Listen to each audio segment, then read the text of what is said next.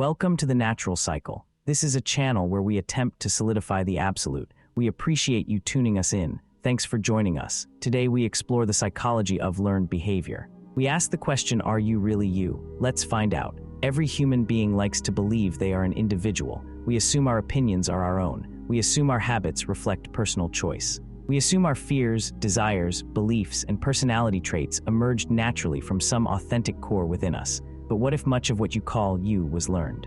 What if many of the behaviors that define your daily life were not consciously chosen at all? What if they were acquired through years of observation, repetition, conditioning, and adaptation? What if they were shaped by experiences that occurred long before you possessed the ability to question them? This question lies at the center of one of psychology's most fascinating debates: how much of human behavior is learned? More importantly, how much of human personality is the product of learning? To answer these questions, we must begin at the beginning. We must examine the unique position of the human infant. When a child enters the world, they arrive with a nervous system, a genetic inheritance, and a temperament that influences how they experience life. Yet compared to most animals, the human being is remarkably unfinished. A newborn giraffe can stand shortly after birth. A newborn horse can run. A human infant cannot survive independently for even a few days. This prolonged period of dependency creates something extraordinary. Human beings become learning machines. From the moment a child enters the world, they begin collecting information about reality. Every interaction becomes data. Every experience becomes instruction. Every emotional exchange becomes a lesson. Without using words, the child is constantly asking important questions. Am I safe? Am I valued? Can I trust other people? Can I trust my own feelings? What happens when I express sadness? What happens when I become angry? What happens when I fail? The answers gradually form psychological blueprints that influence personality, relationships, and behavior. Many of these lessons remain active for decades. Some remain active for an entire lifetime. This observation became central to the work of behaviorists such as John B. Watson and B. F. Skinner. They believed that much of human behavior could be understood through learning and conditioning.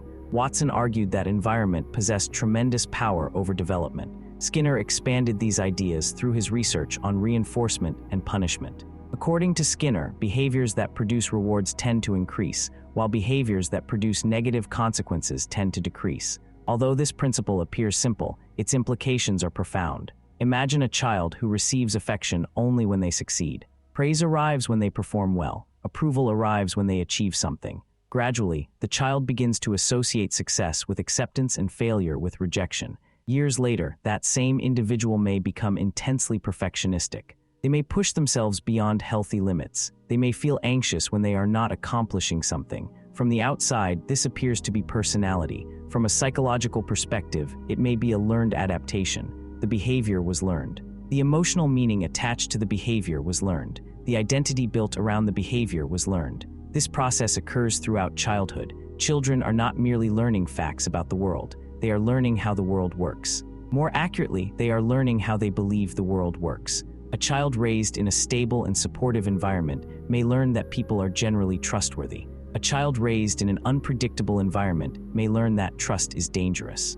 A child surrounded by criticism may learn to criticize themselves before anyone else has the opportunity. A child raised amid emotional chaos may become highly vigilant to signs of danger. These adaptations often make perfect sense within the environment where they were formed. The problem arises when the environment changes while the adaptation remains. This is where psychoanalysis enters the discussion. While behaviorists focused on observable actions, psychoanalysts turned their attention toward the hidden forces beneath them. Sigmund Freud proposed that many adult behaviors originate in childhood experiences that continue influencing us outside conscious awareness. According to Freud, people often believe they understand their motivations. In reality, much of human behavior is driven by unconscious processes. The mind contains memories, conflicts, fears, wishes, and assumptions that operate beneath conscious thought. These hidden influences continue shaping behavior even when we are unaware of them. Freud's ideas were later expanded by thinkers such as Melanie Klein, Donald Winnicott, Karen Horney, and others who sought to understand how early relationships shape psychological development. These theorists argued that children do not simply learn behaviors, they internalize relationships. A child repeatedly exposed to criticism may develop an internal critic that continues speaking long after the original source of criticism is gone. A child repeatedly exposed to shame may develop chronic self-doubt. A child exposed to emotional inconsistency may become anxious about intimacy and trust.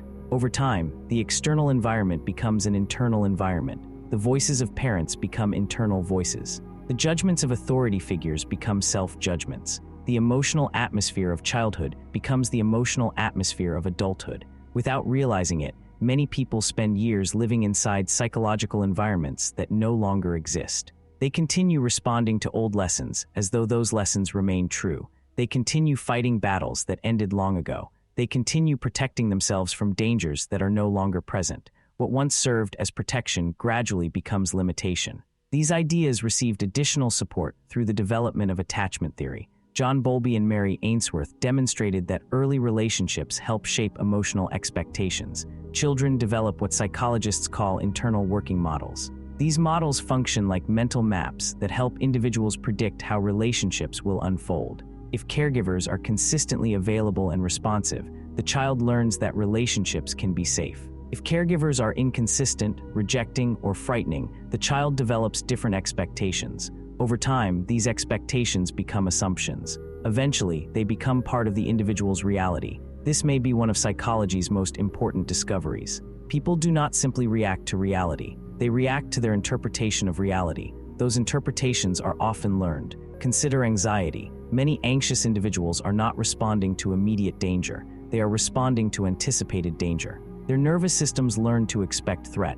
Their brains became highly skilled at detecting risk. This adaptation may have been useful during childhood. In adulthood, however, it can become a source of suffering. The threat disappears, but the expectation remains. The danger ends, but the vigilance survives. Modern neuroscience has provided remarkable evidence supporting many of these observations. Scientists now understand that the brain is not fixed. It changes continuously throughout life. This ability is known as neuroplasticity. Neural pathways strengthen through repetition. The more often a thought is repeated, the easier it becomes to think. The more often an emotion is experienced, the easier it becomes to experience. The more often a behavior is performed, the more automatic it becomes. The brain becomes efficient at whatever it practices. This means that repeated experiences do not simply influence behavior. They physically influence the structure and functioning of the brain. Fear strengthens fear circuits. Confidence strengthens confidence circuits. Avoidance strengthens avoidance circuits. Psychological habits gradually become neurological habits. Learning becomes biology. What begins as an adaptation can eventually feel like identity itself. This helps explain why change is often so difficult. People are not simply changing ideas. They are attempting to modify pathways that may have been reinforced thousands of times throughout their lives. The brain naturally prefers familiar patterns because familiar patterns require less energy. As a result, people often find themselves repeating behaviors even when those behaviors no longer serve them. Yet human beings are not blank slates. Learning explains much, but it does not explain everything. Biology matters, temperament matters, genetics matter. Researchers studying twins have repeatedly found evidence that personality traits possess significant hereditary components. Some individuals are naturally more sensitive, some are more reactive, some are more sociable, others are more cautious. These differences often appear early in life, before extensive social learning has occurred. This helps explain why two siblings raised in the same household can become very different adults. Although they share an environment, they do not experience that environment in exactly the same way. Each child interprets experiences through a unique nervous system. Nature and nurture are not opposing forces. They work together. The individual emerges from their interaction. This principle becomes especially important when discussing personality disorders. Many people ask whether personality disorders are learned behaviors. The answer is both yes and no. Contemporary psychology generally views personality disorders as emerging from a complex interaction of biological vulnerability, temperament, attachment experiences, trauma, social learning, and environmental stress. Learning plays an important role, but it is only one part of a much larger picture. The same principle applies to what earlier psychologists called neurosis. Classical psychoanalysts often viewed neurotic symptoms as learned solutions to emotional conflicts. A child discovers a strategy that reduces emotional pain. The strategy works, so the mind preserves it. Over time, the behavior becomes automatic. Years later, the individual may no longer understand why they behave in a particular way, yet the original adaptation remains active beneath conscious awareness. This may explain why human beings often repeat destructive patterns throughout their lives. They enter similar relationships. They experience similar conflicts. They they encounter similar disappointments. Freud referred to this phenomenon as repetition compulsion. The unconscious mind appears drawn toward familiar situations, even painful ones. Familiarity feels predictable, and predictability often feels safer than uncertainty. Many people mistake familiarity for truth. Perhaps this is one of psychology's most profound insights. Human beings do not merely learn behaviors, they learn expectations, they learn assumptions, they learn identities, they learn narratives about themselves and the world. Then they forget those narratives were learned in the first place. The story becomes invisible. The program becomes the operator. The adaptation becomes the self. Yet there is hope hidden within this realization. If human beings can learn dysfunctional patterns, they can also learn healthier ones. If emotional responses can be conditioned, they can be reconditioned.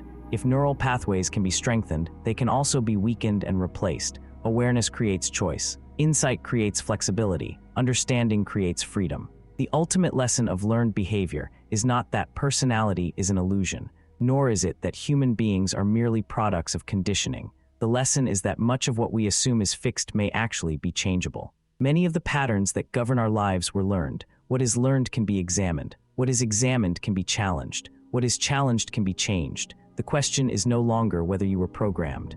Every human being was. The real question is whether you are willing to examine the code that has been running your life and decide for yourself which parts still deserve to remain.